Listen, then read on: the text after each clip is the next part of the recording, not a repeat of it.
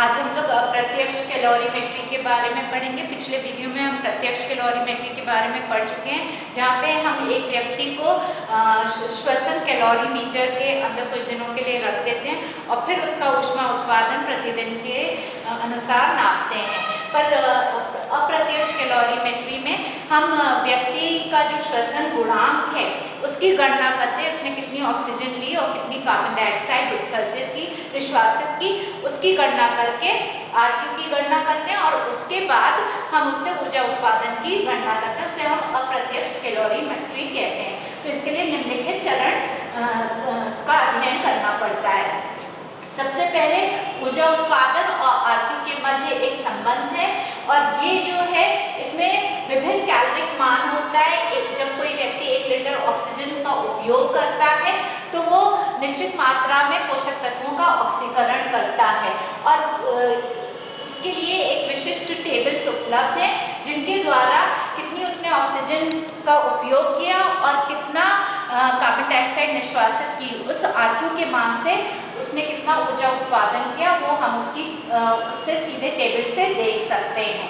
तो उससे हमें कैलोरिक वैल्यू जो भोज्य पदार्थ की है वो प्राप्त हो जाती है 1 लीटर ऑफ ऑक्सीजन के उपयोग के द्वारा, और आरक्यू जो अवेलेबल होता है जिसकी हम गणना करते हैं उसकी सहायता से हम उस टेबल से ऊर्जा मान ज्ञात कर लेते हैं। तो सबसे पहले आरक्यू निकालते हैं। आरक्यू जो है श्वसन गुणांक है, ये इक्वल टू है वॉल्यूम ऑफ कार्बन डाइऑक्साइड, जितनी उसने कार्बन डाइऑक्साइड निष्कासित की है अपॉन कितनी उसने ऑक्सीजन का उपयोग किया है, उस वॉल्यूम से डिवाइड करते हैं और आरक्यू प्राप्त कर लेते हैं। जब कार्बोहाइड्रेट्स ऑक्सीकृत होते हैं शरीर में तो आरक्यू 1 होता है क्योंकि उनमें ऑक्सीजन मान अधिक होता है, परंतु जब वसा का ऑक्सीकरण होता है आरक्यू 0.7 होता है। जब केवल प्रोटीन ऑक्सीकृत होते हैं तो आरक्यू 0.82 होता है। ये इसलिए कम है आरक्यू क्योंकि प्रोटीन का जो अमीनो भाग है वो पूरी तरह ऑक्सीकृत नहीं होता, वो शरीर में यूरिया में परिवर्तित होकर उत्सर्जित हो जाता है, तो पूर्ण प्रोटीन ऑक्सीकरण नहीं हो पाता है और इसलिए ऑक्सीजन का कम उपयोग होता है प्रोटीन के ऑक्सीकरण के समय। शरीर का जब आरक्यू व्यक्ति का आरक्यू 0.82 होता है आधारी परिस्थितियों में, तो शरीर को जो ऊर्जा मिल रही है वो 50% कार्बोहाइड्रेट के ऑक्सीकरण से, वसा 40% ऑक्सीकृत होता है और प्रोटीन 10% ऑक्सीकृत होता है इन परिस्थितियों में। डायबिटीज मेलाइटिस मधुमेह रोग में आरक्यू जो है 0.7 हो जाता है, घट जाता है और ये इसलिए होता है क्योंकि व्यक्ति कार्बोहाइड्रेट का उपयोग नहीं कर पाता है और इसलिए वसा ऑक्सीकृत करता है। तो जब वसा ऑक्सीकृत होती है तो आरक्यू कम होता है। इस तरह से हम पता लगा सकते हैं आरक्यू देखकर कि किस भोज्य पदार्थ का अधिक ऑक्सीकरण हो रहा है। जब शरीर में 70% कार्बोहाइड्रेट का ऑक्सीकरण हो रहा हो, 20% वसा का और 10% प्रोटीन का जो सामान्य परिस्थितियों में होता है, तब आरक्यू जो है वो 0.85 के समीप होता है। अब हम देखते हैं कि किस प्रकार हम अप्रत्यक्ष कैलोरीमेट्री से ऊर्जा उत्पादन की गणना करते हैं। तो सबसे पहले व्यक्ति ने एक दिन में कितनी ऑक्सीजन का उपयोग किया और कितनी कार्बन डाइऑक्साइड निष्कासित की ये मापते हैं। फिर मूत्र में उसका कितना नाइट्रोजन उपस्थित है, उससे हम प्रोटीन चयापचय के का कितना ऑक्सीकरण हुआ प्रोटीन का ये ज्ञात करते हैं। तो इसके लिए ये है निम्नलिखित चरण। Calculation of non protein RQ. Non protein RQ मतलब इसमें प्रोटीन का भाग पृथक करना पड़ता है। तो एक सब्जेक्ट लेते हैं जिसको हमने X कहा है, उसने दिन भर में 400 लीटर ऑक्सीजन का उपयोग किया है और 300 लीटर कार्बन डाइऑक्साइड निष्कासित की है। मूत्र में उसके नाइट्रोजन का जो मान उपस्थित है वो 12 ग्राम है। एक ही वो सेम डे के लिए, एक ही दिन के लिए उतना उसने नाइट्रोजन उत्सर्जित की है क्योंकि प्रोटीन पूर्णतया ऑक्सीकृत नहीं होती है, यूरिया के रूप में उत्सर्जित होती है। जो गैस एक्सचेंज है, जो उसने गैस विनिमय किया ऑक्सीजन और कार्बन डाइऑक्साइड का, उसमें से हमें प्रोटीन का मान पृथक करना है क्योंकि हमें नॉन प्रोटीन आरक्यू की गणना करनी है। इसके लिए 1 ग्राम जब मूत्र में नाइट्रोजन उपस्थित होती है तो वो दर्शाती है करीब कि 5.92 लीटर ऑफ ऑक्सीजन का उपयोग हो रहा है और 4.75 लीटर्स ऑफ कार्बन डाइऑक्साइड निष्कासित हो रही है। तो ये 1 ग्राम यूरेनियरी नाइट्रोजन के लिए, यहाँ पे वो 12 ग्राम उत्सर्जित कर रहा है। तो इस मान को 5.92 लीटर्स ऑफ ऑक्सीजन को हम 12 ग्राम से मल्टीप्लाई कर देंगे और कार्बन डाइऑक्साइड को भी 12 ग्राम से मल्टीप्लाई कर देंगे।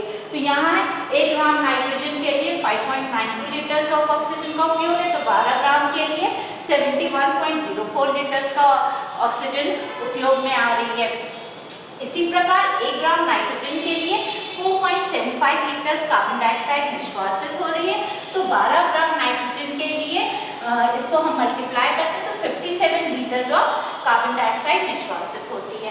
तो हम जो पूर्ण दिन की उसने ऑक्सीजन का उपयोग किया, जो कार्बन डाइऑक्साइड निष्कासित की है, उसमें से प्रोटीन ने जितनी ऑक्सीजन ली है और कार्बन डाइऑक्साइड दी है उसे अलग कर देते हैं, माइनस कर देते हैं।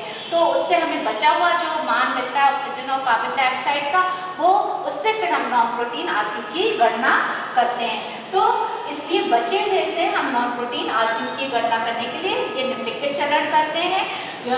नॉन प्रोटीन आरक्यू के लिए हम पूर्ण ऑक्सीजन मान से प्रोटीन के द्वारा उपयोग में लाए गए ऑक्सीजन को माइनस करते हैं, तो हमें जो प्राप्त वैल्यू है वो 328.96 लीटर्स ऑफ ऑक्सीजन बचती है, और कार्बन डाइऑक्साइड जो बचती है वो 300 लीटर्स एक दिन में उपयोग की थी, उसमें से माइनस 57 कर देते हैं, तो 243 लीटर्स ऑफ कार्बन डाइऑक्साइड बचती है। अब नॉन प्रोटीन आरक्यू की गणना करते हैं, तो कार्बन डाइऑक्साइड अपॉन ऑक्सीजन, तो 243 अपॉन 328.96, तो इससे जो हमें आरक्यू मान मिलता है 0.73। ये आरक्यू मान देखकर ही आप एक अनुमान लगा सकते हैं कि ऐसे व्यक्ति में वसा का ऑक्सीकरण अधिक मात्रा में हो रहा है। अब इस नॉन प्रोटीन आरक्यू को हम कार्बोहाइड्रेट और वसा को इस आरक्यू मान से हम कितने ग्राम कार्बोहाइड्रेट और वसा का ऑक्सीकरण हो रहा है इसका ज्ञात हम टेबल से करते हैं, जो कि शनबर्ग ने बनाए थे। उन्होंने जो टेबल्स दिए थे उससे हम देखकर पता लगा सकते हैं कितने कार्बोहाइड्रेट और कितना ग्राम वसा ऑक्सीकृत हो रही है। तो नॉन प्रोटीन आरक्यू अगर 0.73 है तो उन टेबल्स के अनुसार 0.094 ग्राम कार्बोहाइड्रेट का ऑक्सीकरण हो रहा है और 465 ग्राम वसा का ऑक्सीकरण हो रहा है प्रति लीटर जो ऑक्सीजन उपयोग में व्यक्ति ले रहा है। तो पूर्ण जो उसने ऑक्सीजन उपयोग में ली है वो है करीब 328.96 लीटर्स, और जो पूर्ण कार्बन डाइऑक्साइड निष्कासित की है वो 243 लीटर्स है। तो ये जो मान है ग्राम्स में कार्बोहाइड्रेट और वसा का, इनको हम ऑक्सीजन के मान से मल्टीप्लाई कर देते हैं, जिससे हमें पूर्ण कार्बोहाइड्रेट जो ऑक्सीकृत हो रहा है और जो पूर्ण वसा ऑक्सीकृत हो रहा है वो प्राप्त हो जाए। तो ये ऑक्सीजन मान है 328.96, इसको हम कार्बोहाइड्रेट जो ग्राम्स में आ रहा है 1 लीटर ऑक्सीजन के द्वारा उससे मल्टीप्लाई कर देते हैं, जो कि 0.094 है। तो जो परिणाम प्राप्त होता है उसमें 30.92 ग्राम कार्बोहाइड्रेट का ऑक्सीकरण हो रहा है एक दिन में, और 328.96 ऑक्सीजन का मान है, इसे हम 0.465 ग्राम से मल्टीप्लाई करते हैं तो 152.96 ग्राम वसा का ऑक्सीकरण हो रहा है। अब प्रोटीन का कितना ऑक्सीकरण हो रहा है इसे ज्ञात करने के लिए हम 1 ग्राम मूत्र में 1 ग्राम नाइट्रोजन जो मूत्र में उपस्थित है वो करीब 6.25 ग्राम प्रोटीन के मान को दर्शाती है। तो हमारे जो व्यक्ति था उसके मूत्र में 12 ग्राम नाइट्रोजन उपस्थित थी, तो 12 को 6.25 से मल्टीप्लाई कर देंगे तो उसके शरीर में 75 ग्राम प्रोटीन का ऑक्सीकरण हुआ उस एक दिन में। अब ऊष्मा उत्पादन की गणना करते हैं, तो calculation of total heat production, इसमें आता है कार्बोहाइड्रेट्स 30.92 ग्राम्स यूज हुए और 1 ग्राम कार्बोहाइड्रेट 4 किलो कैलोरी ऊर्जा देता है, तो टोटल इससे 4 से मल्टीप्लाई करेंगे तो total energy production 123.68 kilo calorie आता है। वसा 9 किलो कैलोरी ऊर्जा देता है, तो वसा जितना ग्राम में 152.96 उसे 9 से मल्टीप्लाई कर देंगे तो 1376.64 किलो कैलोरीज ऊर्जा उत्पादन होता है। और प्रोटीन 75 ग्राम से ये 4 किलो कैलोरी ऊर्जा देते हैं, तो इनसे प्राप्त ऊर्जा 300 किलो कैलोरीज होती है। पूर्ण ऊर्जा जो अप्रत्यक्ष कैलोरीमेट्री के द्वारा जो हमने इस विधि से गणना की, वो पूर्ण ऊर्जा जो आती है वो 1800 किलो कैलोरीज प्रतिदिन आती है।